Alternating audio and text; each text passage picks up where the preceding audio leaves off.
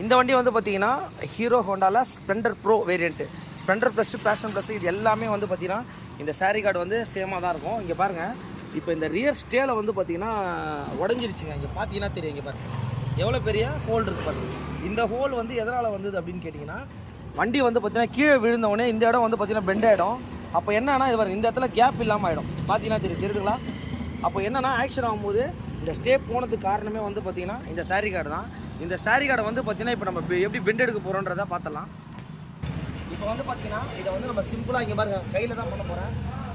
கீழே வந்து சப்போர்ட்டுக்கு காலில் வச்சுக்கோங்க. இந்த சாரி கார்டை பாருங்கள், அவ்வளோதாங்க.